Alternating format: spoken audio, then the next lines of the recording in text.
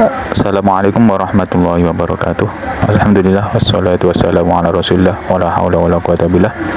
Selamat mendengarkan, selamat mengkaji, selamat mengikuti pengajian di channel kami. Mudah-mudahan bermanfaat bagi kita semua. Selamat menyaksikan. Assalamualaikum warahmatullahi wabarakatuh. Alhamdulillah wassalatu wassalamu ala Rasulillah Sayyidina Maulana Muhammad sahbihi wa barik wasallam asma'in. Gini yang pertama jenengan harus matur nuwun sama Dr. Bunyai Aina. Berkatnya beliau punya watak memaksakan itu akhirnya. Terus kalau cerita sedikit tentang beliau cerita wudhu. Wudhu itu begini. Nanti di akhirat itu malaikat tuh tidak secanggih Allah, malaikat tuh ora pinter-pinter banget loh. Tentu pinter Allah subhanahu wa ta'ala. Sehingga nanti itu kata Nabi, sabda Nabi itu kalau orang wudhunya sempurna, basuh wajah sempurna, tangan, kepala sempurna, itu nanti sinarnya itu terang benderang. Sehingga identifikasi kalau ini ashabil yamin, kanan ya kanan, kalau kiri ya kiri. Jadi yang gelap gulita itu kiri, yang terang benderang itu kanan. Kalau wudhu jenengan nggak bener itu jenisnya yang kelap-kelip.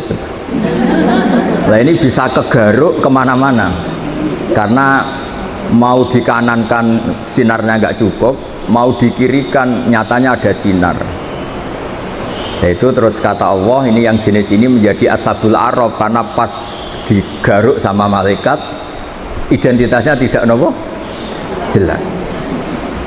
Maka kata Nabi, inna ummati yut'auna yaumal qiyamati hurran muhajjalin. Umatku nanti dipanggil Allah itu dalam keadaan wajahnya bersinar, tangan kakinya bersinar. Terus Nabi ngendikan min asaril wudhu, semua itu efek dari wudhu. Kalau wudhunya sempurna, sinarnya itu sempurna.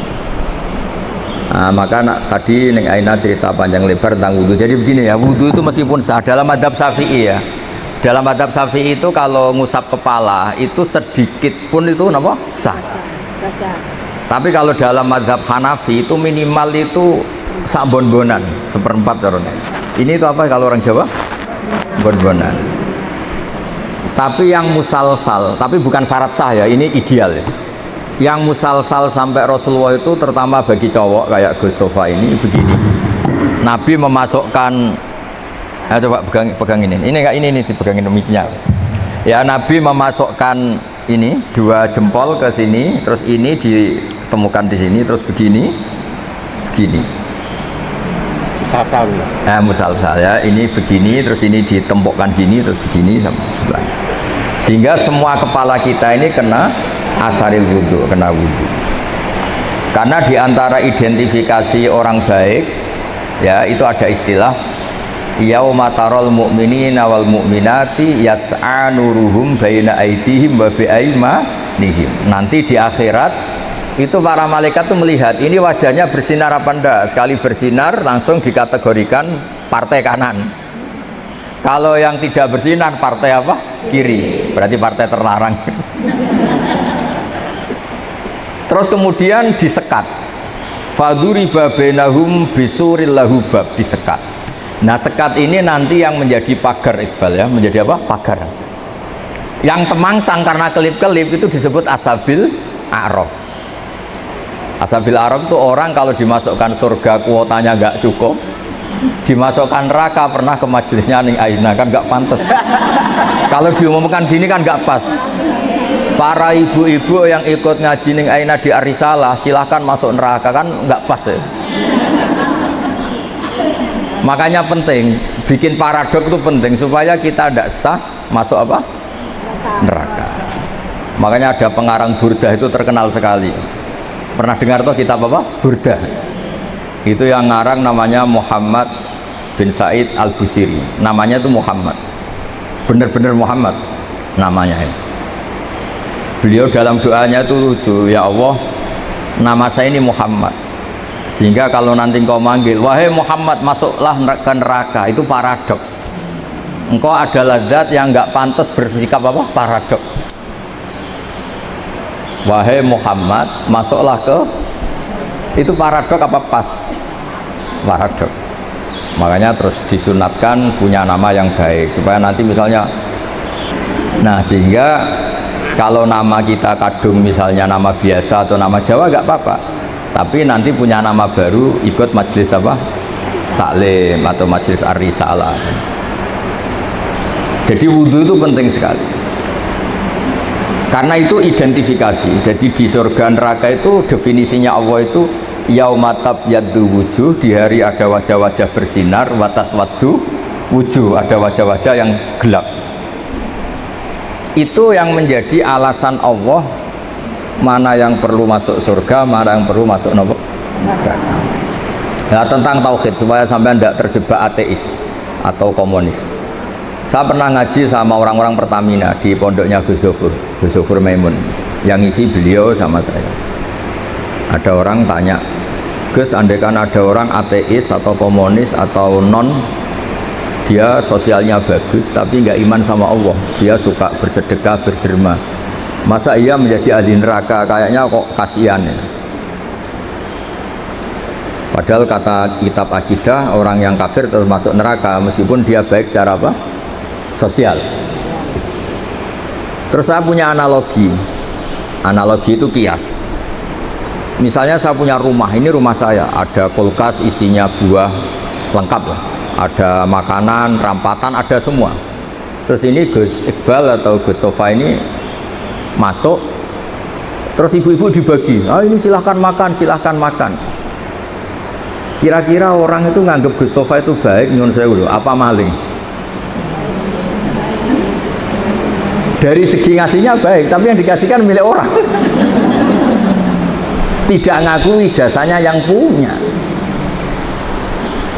Ketika Anda baik tapi ateis, silahkan minum, tapi kamu nggak pernah berpikir kalau itu minum itu ciptaannya Allah Subhanahu wa Ta'ala. Silakan tempat rumahku, memangnya bunyi gaya nembahe kan gayaannya Allah Subhanahu. Masuk toh?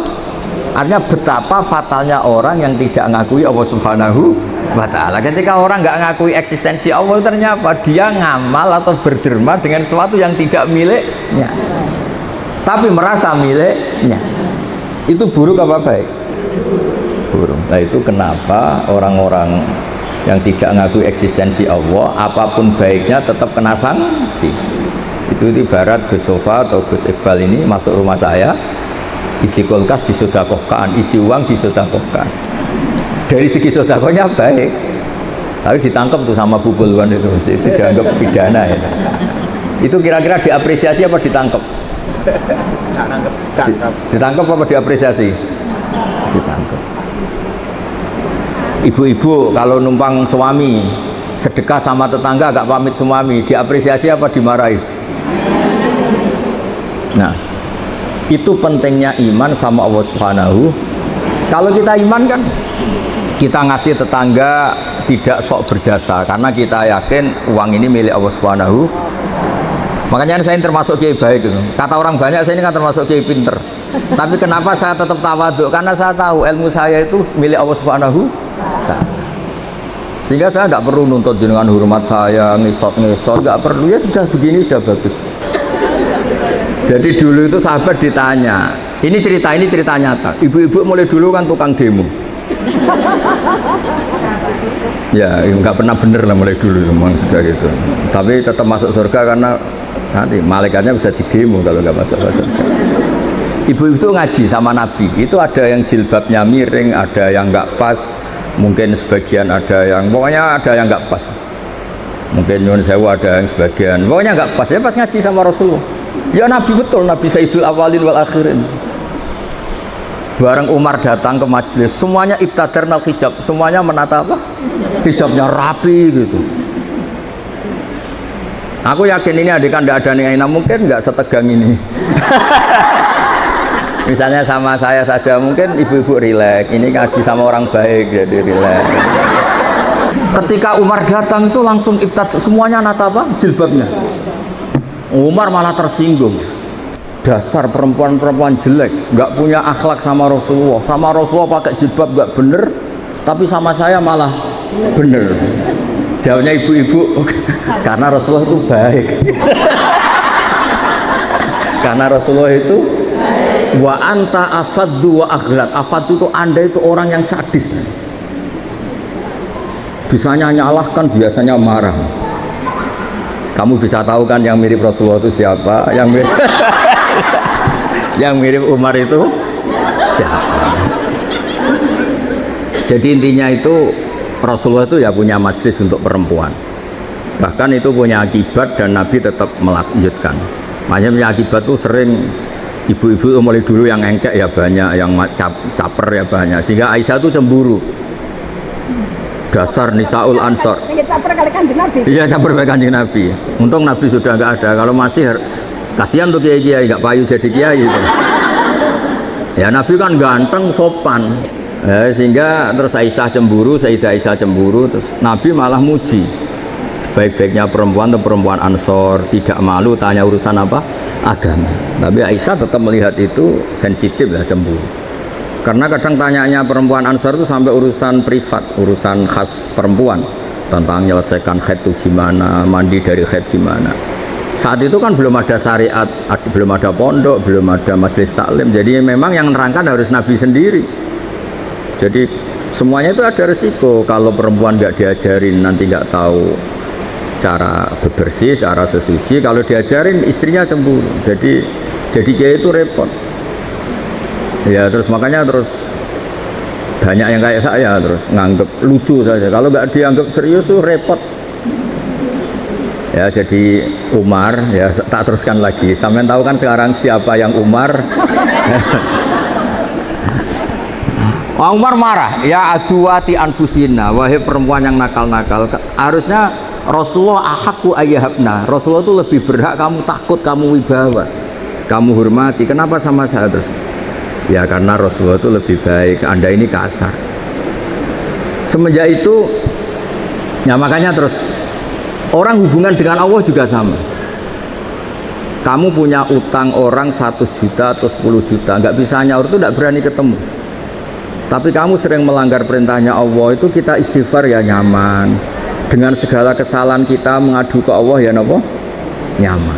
Sehingga Allah ini nyata sebagai Rahman Rahim itu nyata. Coba ya, Anda pakai motor teman kamu gadekan, itu nggak berani ketemu. Tapi kita pakai sarannya Allah, mulai oksigen, langit, bumi, semuanya kita pakai. Padahal kita sering salah, mungkin sholat kita tidak benar. Tapi istighfar tetap nyaman, nyebut asma Allah ya tetap nyaman. Saking baiknya Allah Subhanahu wa Ta'ala. Sehingga tetap bikin nyaman orang-orang yang meskipun sedang tidak dekat. Makanya ada sebuah hadits qudsi ngendikan, wahai Daud ini nabinya Allah. Saya dengan orang yang lari dari saya itu aswaku, sangat-sangat sayang. Nah di Indonesia kebetulan Torekoh itu bersanad sama hadis-hadis seperti ini, sehingga nggak ada kita adat kiai ngecap orang yang enak. Ngecap itu mensetip masih.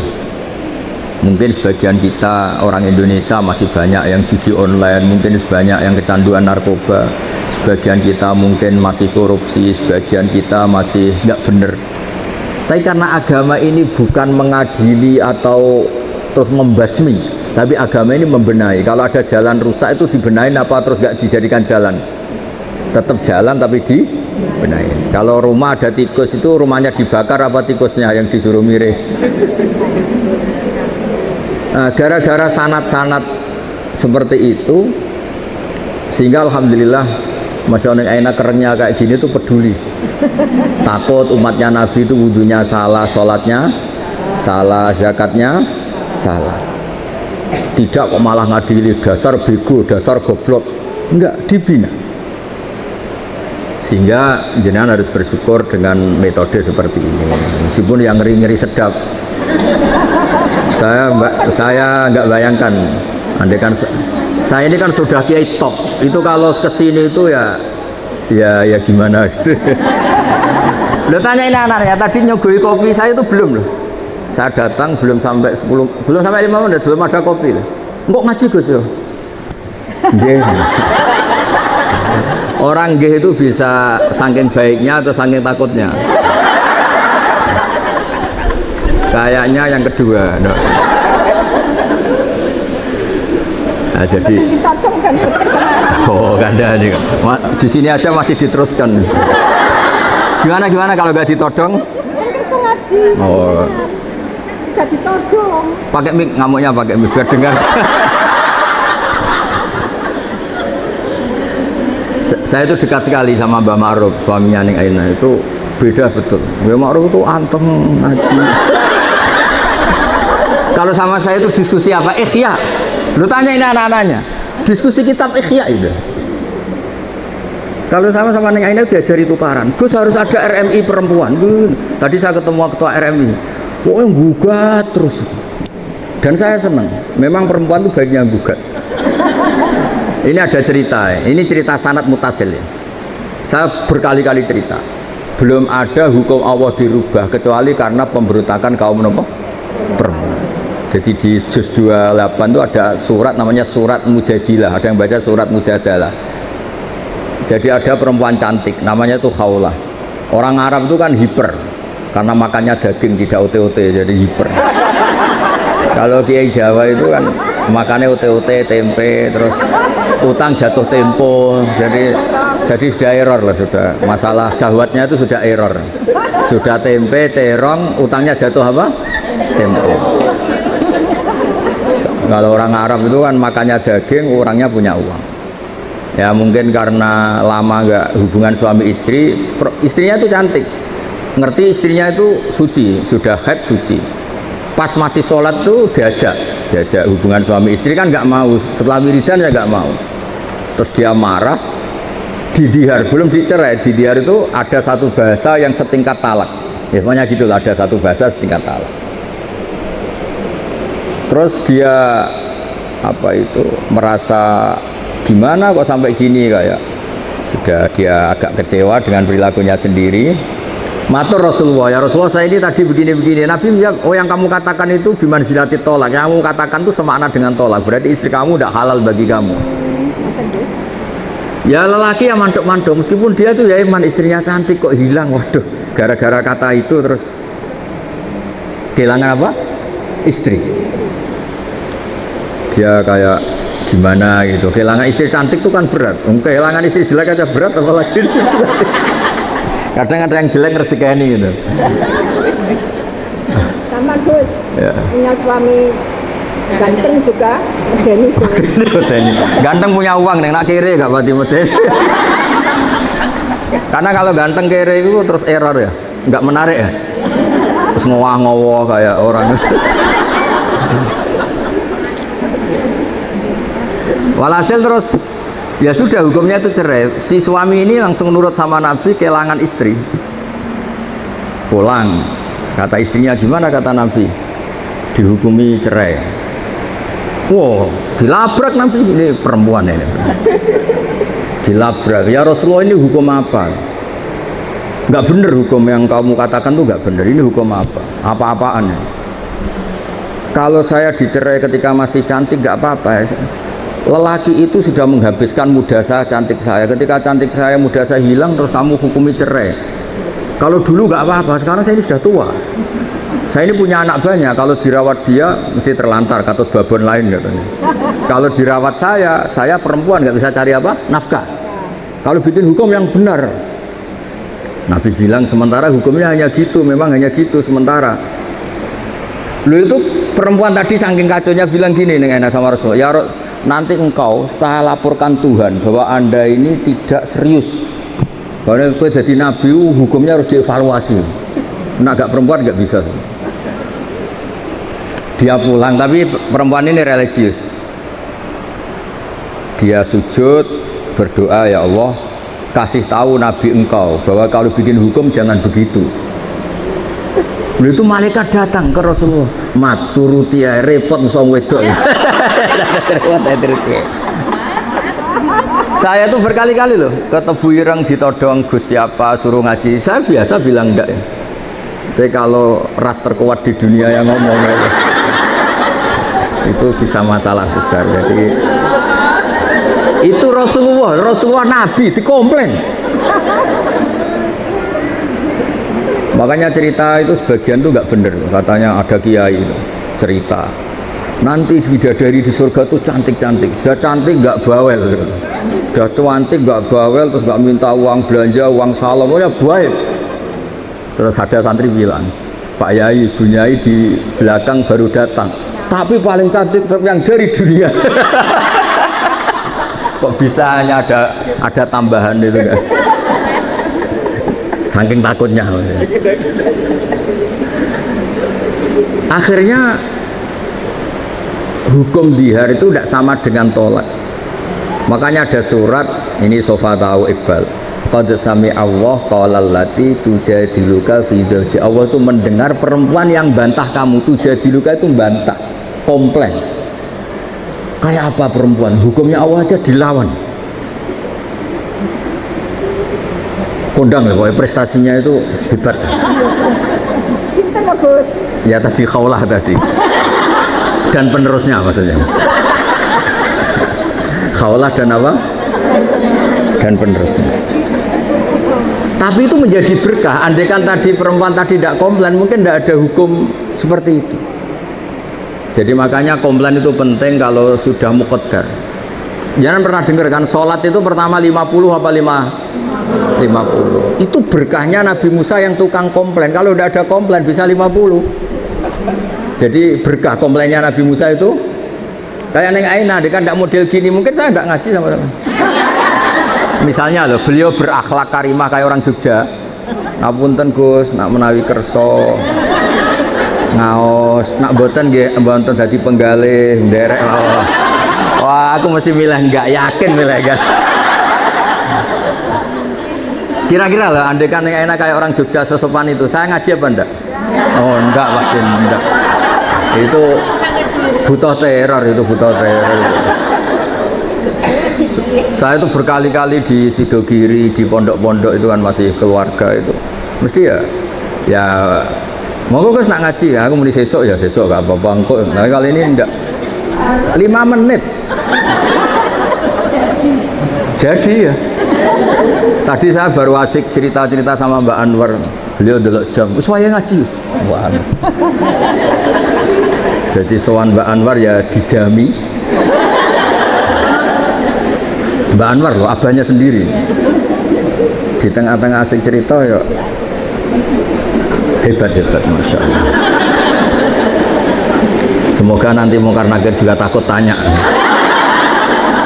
Terus repot musone Aina wis kono ning sekarep.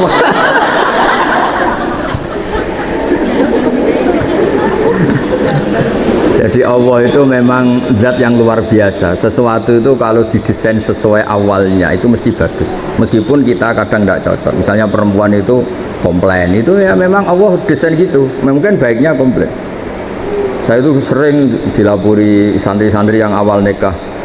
Gus, istri saya itu sering minta uang saya, padahal saya ini orang miskin, gimana gitu. Tak jawab, ya sudah minta lelaki lain. Wah jangan Gus. Langsung berarti itu ya memang sunnahnya perempuan mau minta uang siapa kalau nggak sama. Ada yang cerita lagi, Gus istri saya sering marah sama saya gini. Ya sudah biar marah sama tetangga. Jangan Gus nanti malah gimana. Artinya apa? Ya sudah desainnya perempuan tuh minta sama suaminya marah itu desain yang apa? Bagus. Maka para lelaki harus nikmati itu, harus mulai nikmati itu. Nikmati radio bobrok ini. Tidak harus. Karena kalau nggak dinikmati ya bisa stroke gitu. Ya karena Nabi itu orang paling pinter di dunia itu kan Nabi Muhammad. Itu nggak ada rumusnya ngadepi perempuan. Nabi pernah ngendikan, ini terakhir ya. Nanti ada tanya siapa, tak turuti semua. Ada Nabi itu ditanya gimana Nabi menghadapi perempuan. Perempuan itu khuliqat min dilain awas, dari iga yang apa? Bengkok. Kalau kamu paksakan lurus maka patah. Kalau kamu biarkan tetap apa? Bengkok. Nabi saja tidak punya rumus, apalagi kita. Sahabat ditanya, terus piye? Ya tidak piye-piye, sudah gitu itu sudah. Diluruskan apa? Patah, dibiarkan bengkok. Terus Ya sudah begini. Kayaknya orang paling cerdas di dunia tidak punya rumus kalau tentang apa? Perempuan. Berarti hebat dia perempuan Gus. Hebat. Ya saya itu berharap begini itu nanti kalau sudah ketemu Allah nanti di akhirat itu wis cobamu wis kenal ning aine aku wis coba Ustaz. Insya Allah berkah dicoba ini min ahli apa? Jannah. Dia minta di jannah loh, Bu. Saya nggak bisa bayangkan pengujinya disertasi beliau dok, pengujinya itu nggak bisa bayangkan. Takutnya kayak apa? Berani nih nanya-nanya itu. Jadinya pinter jenengan. Oh, ada nih. Dosen kan betul aku lapangan, Bu. Akhirnya lulus ya? Lah betul diprotes mungkin. Ya, monggo ada pertanyaan 3 saja. Wah ini niati silaturahim, nggih, hormat. Nggih. Ayo urusi, Iqbal, urusi.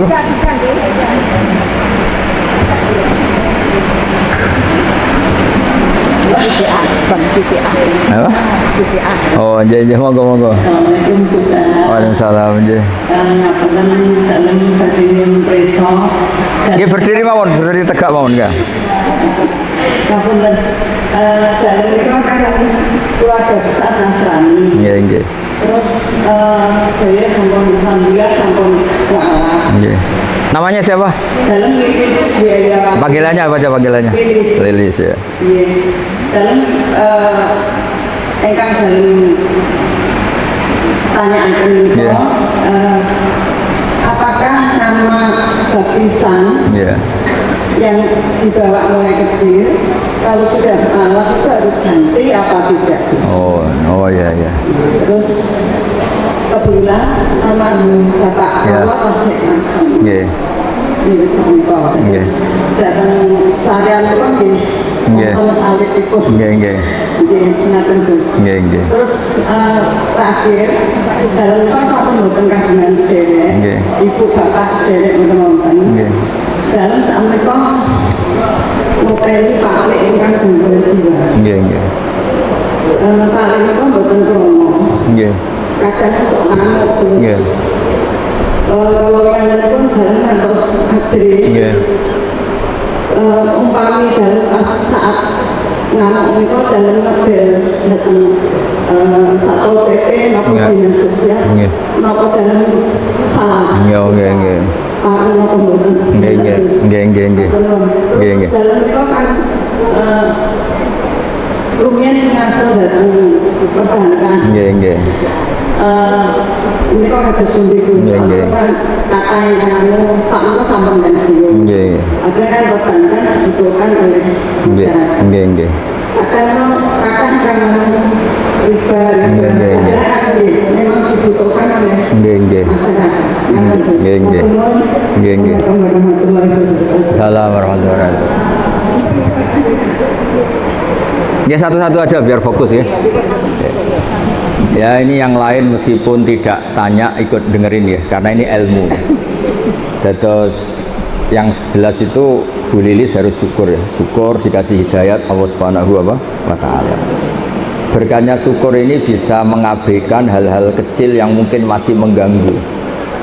Ya saya ulang lagi, berkahnya syukur ini bisa mengabaikan hal-hal kecil yang apa? Mengganggu. Misalnya Anda itu buka puasa dengan nasi kualitas beras paling rendah, minum teh ya kualitas paling rendah, minum kopi, tapi karena sangat lapar, sangat haus itu seneng sekali. Ya sama mungkin orang-orang yang dulu pernah tidak Islam itu kan ibarat kalau terus itu kan nyuwun sewu menurut keyakinan Islam kan bahaya sekali. Sekedar selamat meskipun adnas salamah dengan standar paling apa? Minimal, paling rendah, tetap itu luar biasa. Jangan sampai setelah kita Islam masih ngeluh sayang bapak saya belum Islam, mbak saya belum Islam, karena ini hanya mengganggu apa? Syukur. Ya itu hanya mengganggu apa? Itu kan ibarat kita buka puasa, sayang nasinya hanya nasi kelas rendah, sayang hanya pakai tempe tidak daging. Kalau gitu kan mengganggu apa?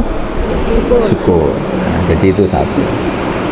Kedua soal nama itu dulu meskipun lewat baptisan itu tidak ada pengaruhnya, tidak punya akibat di status keislaman. Jadi nggak perlu diganti, boleh, nggak perlu dibuang, nggak perlu diganti. Terus soal perbankan itu masyhur itu di fatwa NU, sesuatu yang remang-remang, misalnya tadi ada orang punya utang 1 juta, disuruh nyaur 1.100.000, tentu seperti ini sepakat itu riba.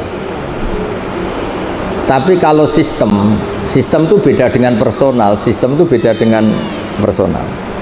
Memang kita tidak boleh bilang langsung halal karena bisa saja lebih dekat ke definisi apa riba.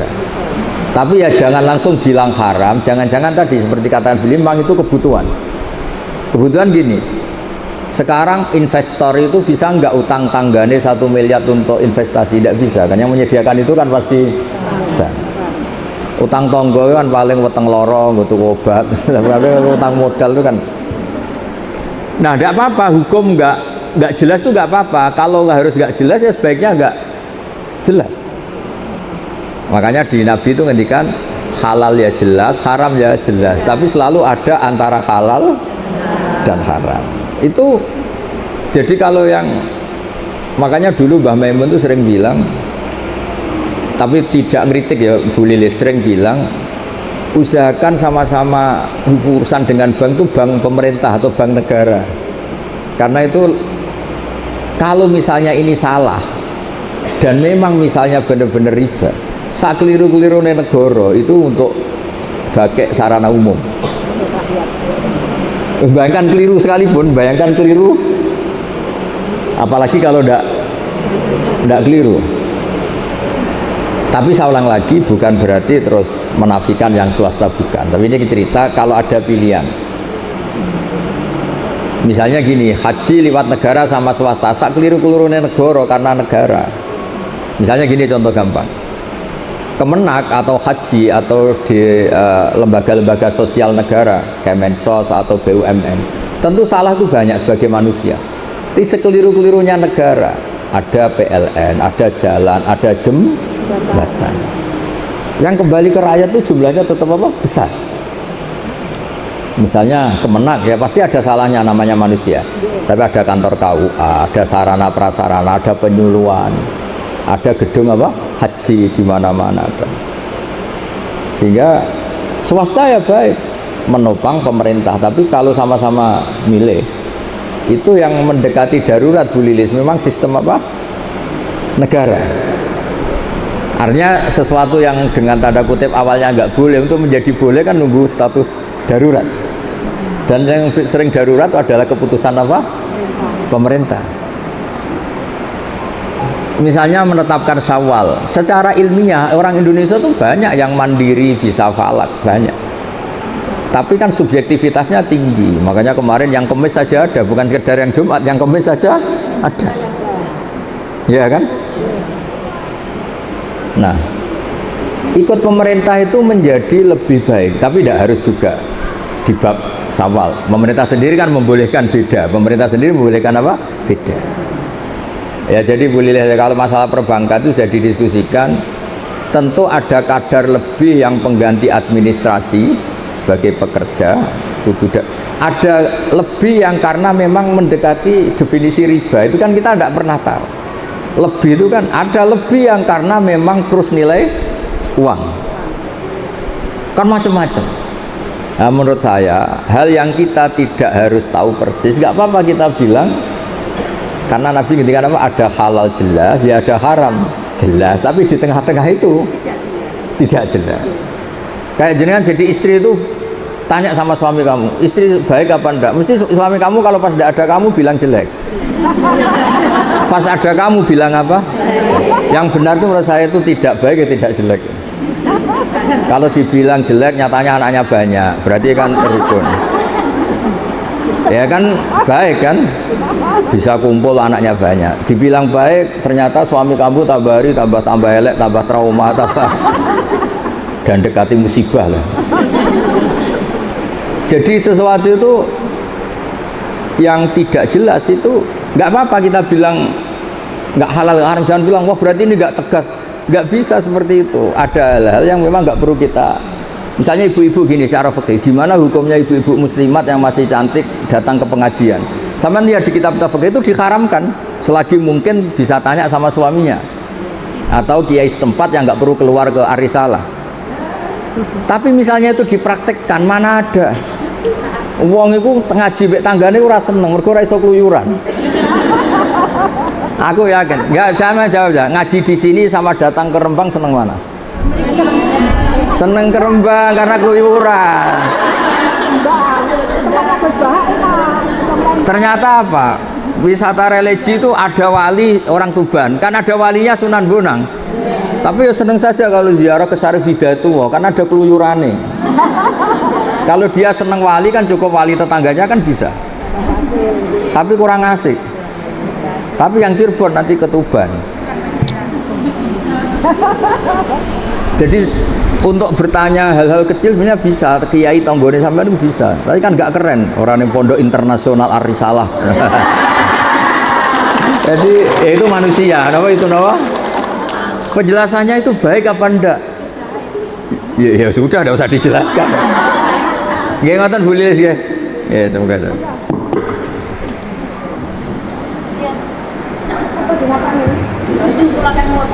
Mas.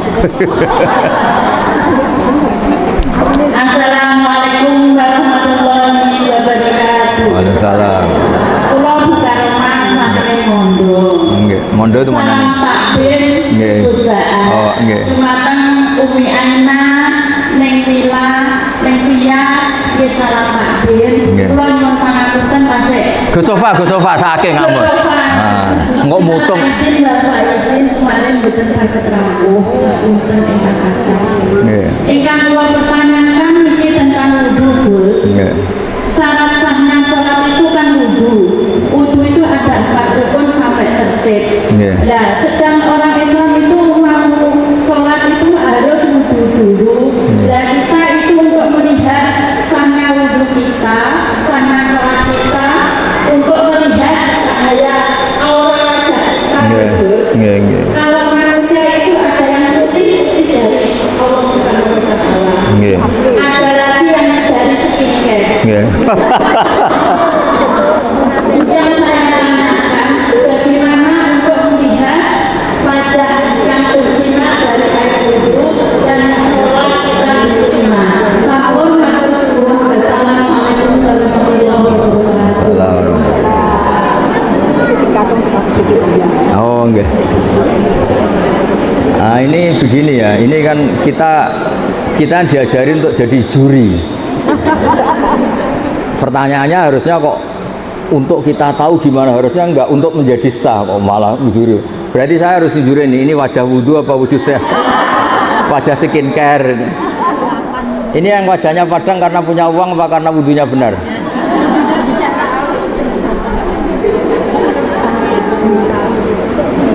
Ini kan pertanyaannya katanya. Jadi begini ya, ibadah itu satu memang harus ada aturan fikih ya. Wudu sah punya akibat sholatnya sah. Sholat sah itu bergantung wudunya sah. Oke, itu begitu. Tapi yang perlu dicatat, syariat ini itu ada standar minimal, namanya adnal kamal, standar minimal. Standar minimal itu bisa diberikan orang-orang yang mungkin takdirnya jauh dari ulama, lahir dari keluarga abangan, bahkan mungkin mbah-mbahnya nyuwun sewu masih ikut partai terlarang dulu, misalnya PKI atau komunis. Sehingga di Fathul Mu'in itu sering ada kesalahan-kesalahan yang kata beliau ma'fu karena dia nasa'a baidan minal ulama, dia di komunitas yang jauh dari apa? Ulama. Jauh itu tidak harus fisik atau jarak fisik, bukan. Mungkin dia tetangga Lirboyo tapi dari keluarga yang kebetulan mbahnya bapaknya enggak sholat, atau mbah-mbahnya dulu terafiliasi partai apa. Yang namanya komunitas, saya tadi cerita di depan Mbak Anwar sampai dokter tahu itu dulu itu ketika Musodek ngaku nabi, saya ini termasuk peneliti, itu yang percaya banyak. Ternyata ketika saya tanya, kenapa kamu percaya Musodek nabi? Jawabnya apa lucu? Memangnya kalau dia nabi masalahnya apa ya?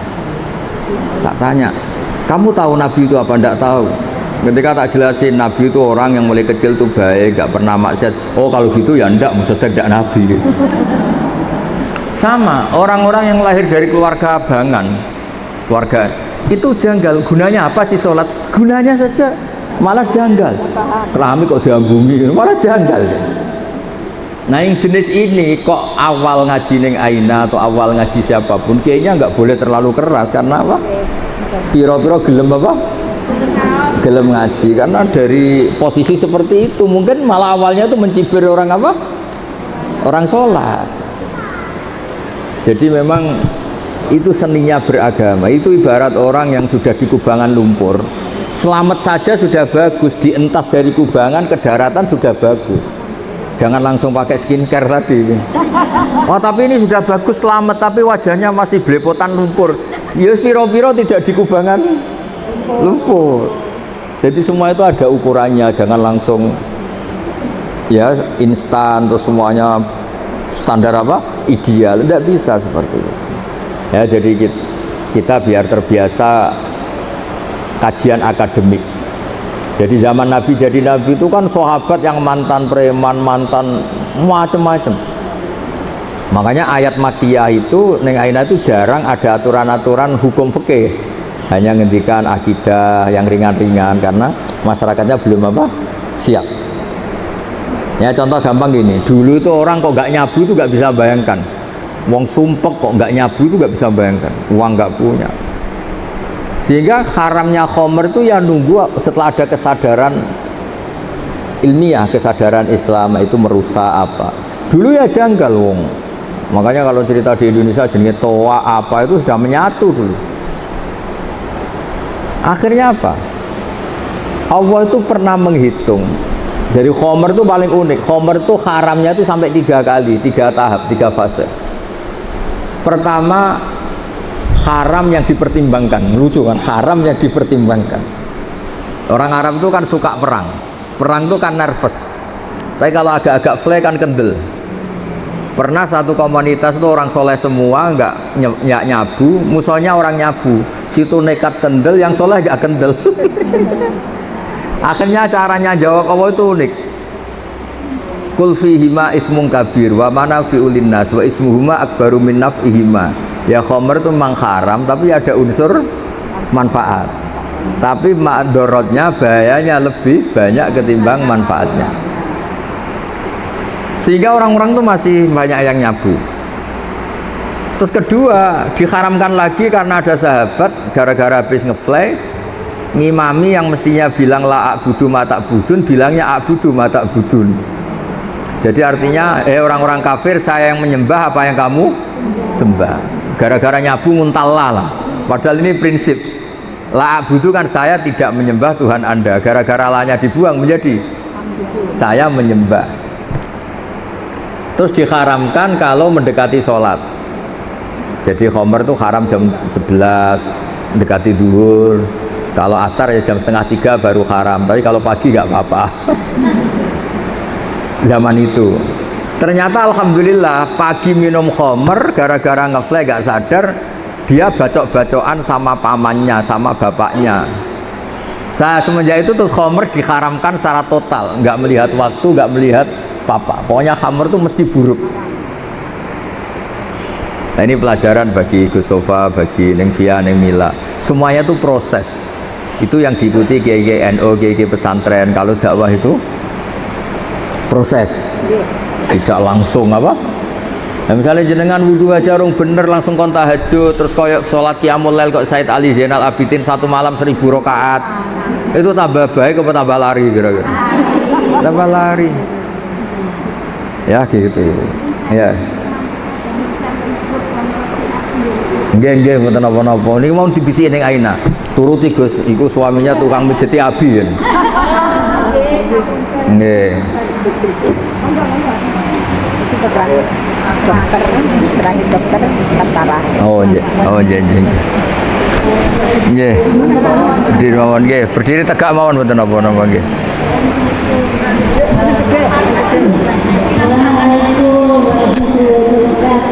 Assalamualaikum warahmatullahi wabarakatuh. Nggih. Nggih. Apa nak salah? Asman. Oh, Sri Ani nggih.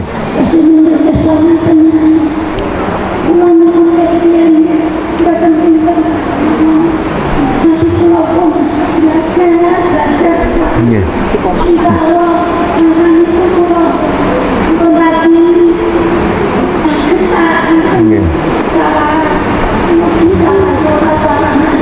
Nggih, nggih.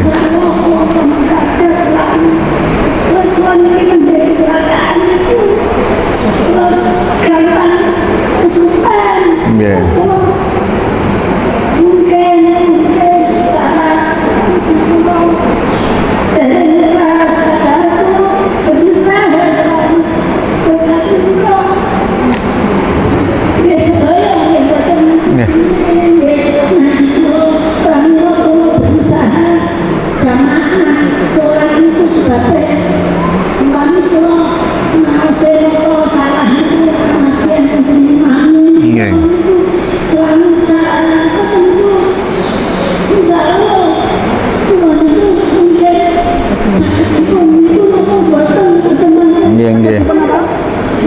Tampi. Nggih, nggih.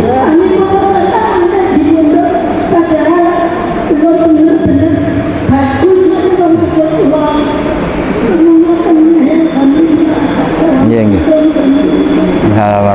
Via yo yo. Bu Sriani siapa? Bu Sriani nggih. Mantan perawat. Dados ngeten nggih, yang diceritakan Bu Sriani tadi lupa karena kecelakaan niku salah nggih. Niki dora kecelakaan nggih sering lupa kok. Alhamdulillah. Lupa itu berkah. Kalau sampean inget terus masa lalu, eling diutang, wah malah ra bahagia. Eling bojomu tahu darani sampean macam-macam terus baliknya itu bisa trauma semua orang kalau nggak punya lupa itu bisa apa? Trauma semua. Pokoknya eling mantan terus malah rusak kabeh. Jadi lupa itu bagian dari berkah. Ya lupa itu bagian dari apa? Berkah. Makanya ada al-insan makhlul khotok manusia. Jadi manusia itu tempat lupa. Jadi kalau nggak lupa malah apa? Malah bahaya. Itu ada seorang suami istri nggak lupa terus. Harusnya saya tidak dapat kamu. Dulu mantan saya lebih tampan. Yang suaminya bilang harusnya saya tidak dapat kamu. Mantan saya lebih cantik. Itu bahaya. Itu orang nggak. Itu gara-gara nggak apa? Nggak lupa. Jadi maka bahagialah bangsa yang sering lupa. Loh coba kalau nggak lupa itu repot gitu. Coba kalau Indonesia tuh orang Indonesia ingat kalau negara ini punya utang banyak, bahagia enggak? Berkahnya lupa ya sudah baik-baik saja. Mulai zaman awal ada Indonesia sampai sekarang utang banyak ya baik-baik saja. Saking banyaknya rahmatnya Allah Subhanahu wa ta'ala. Jadi gini Bu Sriani ya, ada ijazah ini sekaligus saya ijazahkan jenengan. Ibadah itu mulai dulu dari kita, apapun benarnya menurut fikih sebetulnya tidak pernah ideal menurut Allah Subhanahu wa ta'ala. Meskipun secara fikih kita benar. Karena pasti ada hal-hal yang kita tidak benar. Makanya doa Nabi yang sering diajarkan ke kita itu apa? Ya Allah, jika saya tidak layak mendapat rahmat Engkau, maka rahmat Engkau yang layak mendapatkan kita. Sama tahu semut, semut tuh kalau jatuh di jurang atau keledai, mergo ning lagi duwe napa? Keledai, badhe dilelang gitu. Misalnya gini, ada keledai atau kambing kecil jatuh di jurang yang curam, bisa naik enggak? Enggak. Tapi kalau dia bilang enggak mungkin ke atas, itu bohong, ya bodoh. Berkahnya orang lain atau ditolong tim SAR atau sekarang damkar ya, pemadam kebakaran. Nyatanya selamat. Banyak kan cerita di TV-TV itu sapi jatuh ke sumur kedalaman 15 meter. Akhirnya selamat apa enggak? Karena dia apa karena ditolong? Nah, hubungan kita dengan Allah seperti itu Bu Sriani. Mungkin amal kita tidak ideal, tidak benar, tapi rahmat Allah yang akan menolong kita. Makanya doanya itu ya Allahumma illam akun ahlan an ablugha rahmataka farahmatuka ahlun an tablughani. Itu doa yang diulang-ulang Nabi diajar, ya Allah jika saya enggak layak mendapat rahmat Engkau, rahmat Engkau yang layak mendapatkan kita. Ya coba kayak Bu Lilis, pernah nggak misalnya kecilnya minta jadi muslimah? Nggak pernah kan? Tapi ketika Allah menghendaki, tahu-tahu jadi. Aku yakin Neng Aina kecilnya ini kan anaknya kiai, gak pernah ingin jadi dokter. Bayangkan ya jadi Neng, jadi kiai, sing so ngongkon-ngongkon apalah pokoknya ya. Gitu. Tapi nyatanya Allah menghendaki jadi apa? Dokter. Lewat jalur dosanya takutin, tapi kan tetap jadi. Makanya Anda tidak usah putus asa. Semut misalnya, semut bisa nggak ke Amerika? Cara lari nggak bisa, beli tiket nggak bisa, ngurus paspor. Tapi dia itu kebawa koper orang yang mau ke Amerika. Kebawa koper orang sampai Amerika enggak? Nah makanya Anda jangan pernah putus asa. Kita ini punya Tuhan yang Rahman Rahim. Mungkin amal kita tidak cukup untuk mendapat surga, tapi rahmat Allah menjadi kita cukup untuk mendapat surga. Makanya di akidah kita apa? Mlebu swarga itu mergo fadhole Allah Subhanahu wa taala. Jadi masuk surga itu karena rahmatnya Allah taala. Terus yang terakhir itu ada analogi bagus. Ada orang Bani Israel itu ibadah. Zaman itu orang kan umurnya panjang-panjang. Jam saat itu orang itu biasa umur sampai 200 tahun, 300 tahun. Dia tuh gak pernah maksiat nih. Ibadah terus gak pernah maksiat. Dia gak pernah marah sama orang, ngamuk kiai. Saya ini kan tamu disuruh-suruh, gak pernah salah. Pokoknya orang gak pernah salah. Bawaannya tuh bener terus. Ya secara teori etika itu kan tidak ada, tamu disuruh-suruh itu kan tidak ada. Itu etika Jawa yang nggak ada, etika Islam juga nggak ada. Nggak ada benernya itu sebetulnya secara teori nggak ada. Yang bener saya, orang baik saya. Meskipun tahu itu nggak pas tetap nurut. Itu kalau nggak orang baik nggak bisa. Terus dia itu masuk surga, mau masuk surga ditanya sama Allah. Ya anggap saja ibadahnya itu 500 tahun, memang dicerita 500 tahun. Kamu tahu kenapa masuk surga? Iyalah Gusti, saya kan tidak pernah maksiat. Saya kan nggak pernah maksiat, hidup saya tak penuhi dengan taat, jadi saya layak masuk surga. Apa kata Allah? Lucu katanya Allah. Ya silakan Anda di surga 500 tahun. Loh kenapa Gusti? Infonya surga itu selamanya, kenapa harus 500 tahun? Karena Anda berkeyakinan surga Anda karena amal Anda. Amal Anda kan 500 tahun, kan sudah impas di surga 500 tahun. Yang abadi itu rahmatku, yang abadi itu fadolku. Kalau amal kamu pasti terbatas. Saat itu juga dia merevisi tidak bisa masuk surga itu hanya karena rahmat engkau. Artinya apa? Teori yang mengatakan surga itu segala-galanya karena amal pasti tidak cukup. Yang cukup adalah fadlnya Allah Subhanahu. Coba misalnya jenengan seperti ini ngaji, kan kata jenengan baik. Coba sekarang tanyakan suami Anda yang mungkin sekarang baru nyari Anda. Dasar bojo keluyuran.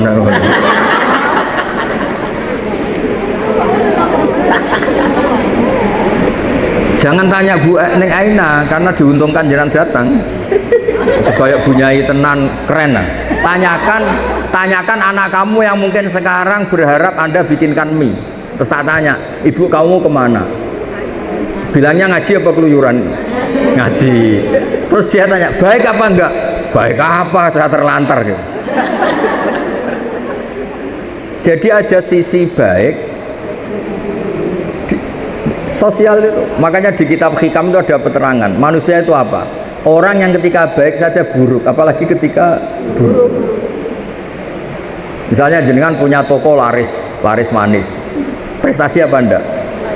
Tanya toko sebelah.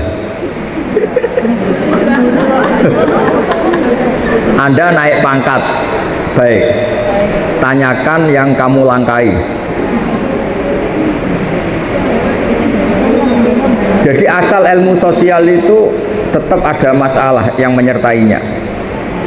Makanya pernah ada orang tanya ke saya, orang kaya, Gus doain saya ini jadi orang kaya raya, nanti saya ngerawat 1000 anak yatim. Dasar orang kaya bodoh kata saya. Kok bisa Gus? Itu kalau Allah menyembadani doa kamu harus bunuh 1000 bapak. Karena untuk menjadi yatim bapaknya harus mati dulu katanya. Berarti kalau ada orang orientasi ya Allah saya ingin kaya biar umat orang miskin 1 miliar. Berarti sama dengan juga bilang miskinkan 100 miliar orang nanti saya rawat. Ada unsur buruknya apa enggak? Jadi asal ilmu sosial itu pasti ada sisi apa? Ada sih. Nah, seperti ini nggak mungkin cukup membawa kita ke surga. Yang bisa membawa kita ke surga abadi hanya fadlnya Allah Subhanahu wa ta'ala. Coba kamu misalnya suami kamu baru butuh jenengan, terus dengar, wah nggak bisa diganggu, baru tahajud. Bagi suami kamu itu problem apa ibadah? Problem. Wah sekarang istri saya nggak suka tidur sama saya, sukanya tahajud. Dianggap problem apa? Baik. Problem. Kamu punya utang, waya nyaur, nggak nyaur ke bank bayar, malah tahajud atau duha. Tanyakan pakai bank. Jadi selagi di dunia itu tidak bisa. Makanya harus kita yakini kita bisa begini itu karena Allah Rahman Rahim. Ya sudah, kita melakukan suatu sesuai prosedur fikih, tapi yang menjadikan semuanya baik-baik saja karena Allah Rahman. Indonesia itu harusnya sudah bangkrut mulai dulu. Dijajah, bareng latihan bernegara ya gini sampai gini. Tapi berkatnya Allah Rahman Rahim ya baik-baik jajah. Diumumkan hutang negara banyak, yang nonton ya tenang, nggak tahu ya.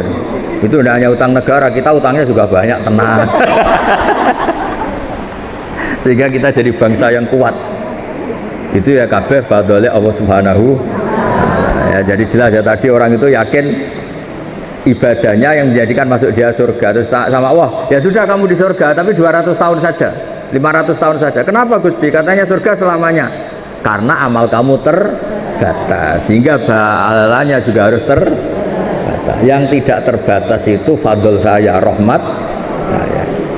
Ya, ngoten. Assalamualaikum warahmatullahi wabarakatuh. Nah, gitu. Ya. Ini harus ada fikih baru. Artinya gini, kalau ada salam kan dijawab. Kalau ini enggak, sekedap. Ayo jawab dulu.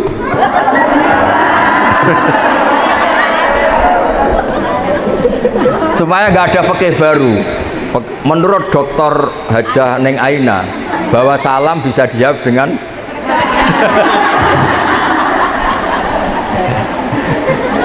gimana Neng?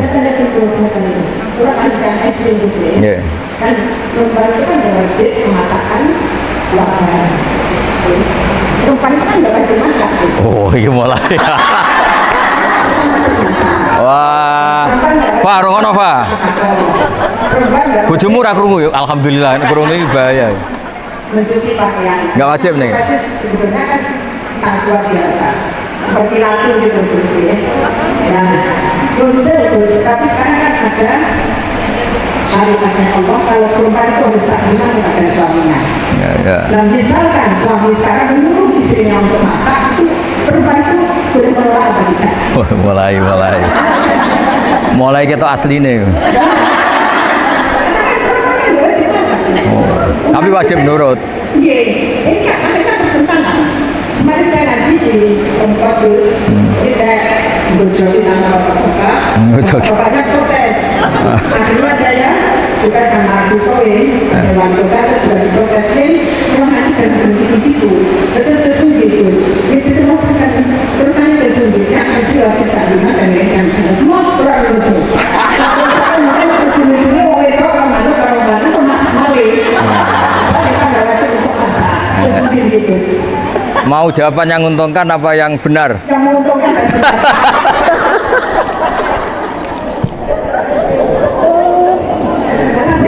Enggak, ini jawabannya itu yang menguntungkan apa yang benar?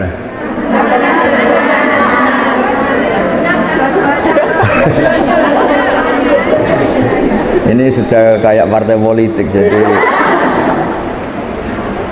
Nah sebetulnya ini agama itu ada dua dalam menyikapi masalah sosial. Satu hukum objektif, dua itu hukum sosial.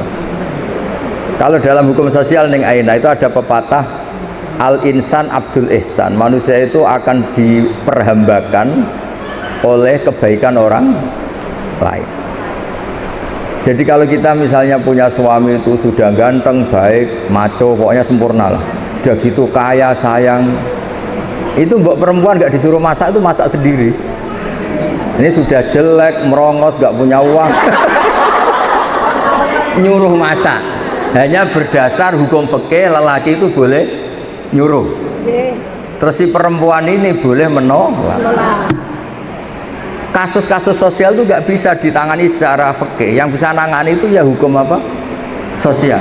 Misalnya gini, ada lelaki ini miskin jelek, tapi beruntung karena dia entah dapat jimat dari mana, dapat istri itu cantik, kuaya, sopan, baik.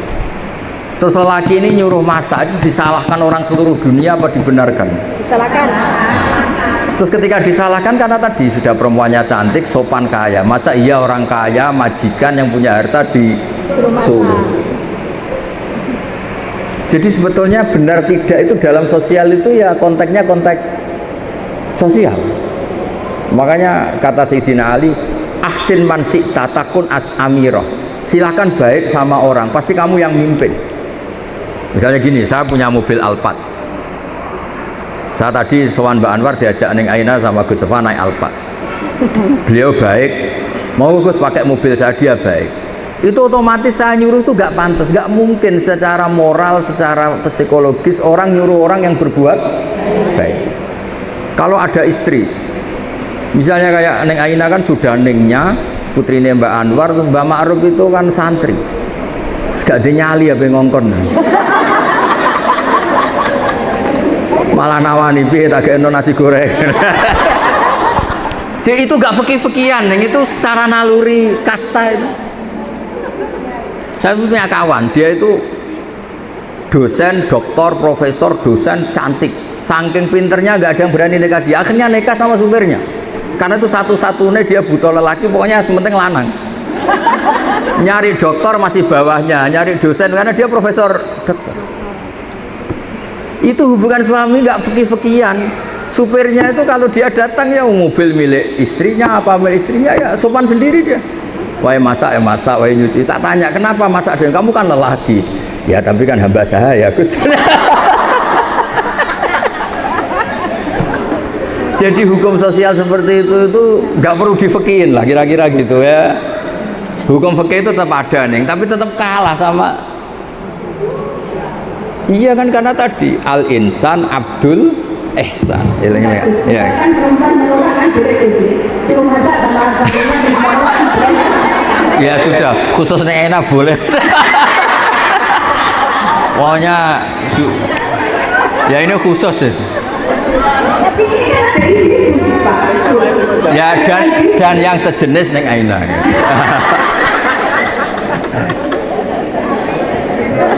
Ya tadi hukum sosial itu nggak bisa ditebak. Tadi kan banyak nyon sewu pembantu atau nyon sewu cah dalem atau dulu bawahan, kemudian menjadi suami istri dari atasan. Ada yang sebaliknya, itu kan sudah menciptakan hukum sendiri atas nama hukum apa? Sosial. Makanya itu pepatah Arab itu masyhur, al insan abdul ihsan. Itu salah itu, al insan abdul ihsan. Manusia itu akan diperbudak oleh kebaikan. Itu sudah di alam bawah sadar itu pasti. Misalnya Anda punya suami dulu itu yang nolong orang tua kamu punya utang diselesaikan, keluarga kamu mbak punya rumah dikasih rumah, terus Anda menikah dengan lelaki ini, habis nyali Anda untuk nuntut itu habis, karena pasti disalahkan orang banyak dengan posisi Anda yang hanya ditolong diberi, kemudian masih nuntut, pasti disalahkan orang banyak. Tapi Anda punya suami pengangguran di rumah, ganteng tapi nganggur, diantem piring orang ngesahkan macam nganggur, pantasnya hadiah ya piring itu mesti gitu.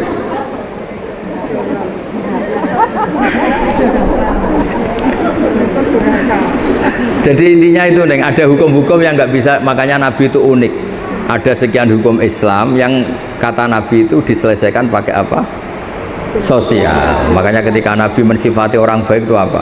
Alladzina yunfikuna fis-sarra wa dharra, orang yang suka berinfak masa susah maupun senang.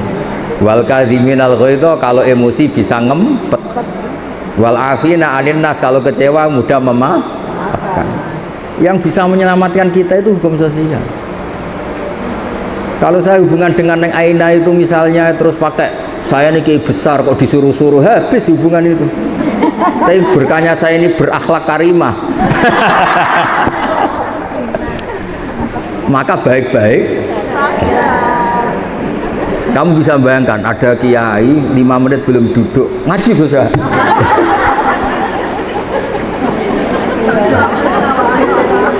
Bisa bayangkan? Lu Rembang sini tuh jauh loh. Normalnya kan cek kesel monggo istirahat. Sarapan belum, kopi belum, ngaji Gus. Ya ngaji. Jadi yang bisa menyelesaikan sosial adalah konsep-konsep Allah Ta'ala tadi, berderma, wal kadhiminal ghaidha, bisa mengendalikan emosi, wal afina anin nas, dan mudah memaafkan. Makanya saya meskipun ini keras, saya itu bangga. Orang keras kok punya umat banyak, berarti di balik kerasnya itu ada kebaikan. Kalau keras saja pasti sudah bubar. Aku yakin ibu-ibu yang ngerasain ini mesti sekereng tapi apian. Itu kalau nggak ditambahi sudah bubar mulai dulu. Nggak benar nggak ini? Oh, benar. Mesti tambahi apian kan? Apian. Disiplin. Jadi, kan betul keren Gus. oh ya. Ya nggak jadi disiplin ya. Kayak militer ya. Tepat waktu Gus. Tepat waktu. Ya, jadi saya mohon berkahnya ngaji ini jenengan ngerti. Jadi ada fikih hukum formal, ada fikih apa sosial. Misalnya Anda punya suami yang angkuh, yang wangkot. Mungkin kamu kandani nggak ngandel. Kalau bapak saya gini, bapak saya Kiai Nur Salim. Nak ana wong sombong hak dongakno utange akeh. Engko ora ndek akhlak dhewe. Bisa enggak kamu punya suami wangkuh, terus dia butuh uang pinjem kamu 10 juta. Langsung berakhlak apa enggak? Dididik dikandani kiai ra ngandel kan. Dongakno itu utang terus butuh kowe. Itu bukti nih bahwa hukum itu enggak semuanya bisa menyelesaikan apa? Masalah. Mana ndonga sampean bojomu butuh kon, butuh duit. Terus dongakno ra iso nyaur. Oh itu kamu perhambakan jalan itu. Bisa hamba sahaya itu. Banyak kan orang bengal, kumisnya sekolah apa. Tapi gara-gara punya utang sama orang pincang, matur nuwun. Padahal ini pincang, tapi yang ngutangi.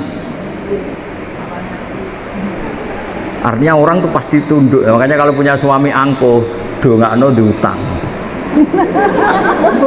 Hanya dongakne gak utang Gus. Utang jenengan angger dekne mlete. Saur Mas. Insya Allah milih korah-korah, milih nyuci daripada daripada ditagih. Nggih mboten. Nggih ngoten nggih mugi manfaat. Al-Fatihah. Ghairil maghdubi 'alaihim waladdallin. Bismillahirrahmanirrahim. Nahmaduka ya ghafur ya syakur wa salli ala sayyidina Muhammad sallallahu alaihi wasallam. Allahumma ij'alna aminin mutma'innin alladziina la khaufun 'alaihim wa la hum yahzanun. Rabbana atina fid dunya hasanah wa fil akhirati hasanah wa qina adzabannar. Alhamdulillahirabbil alamin.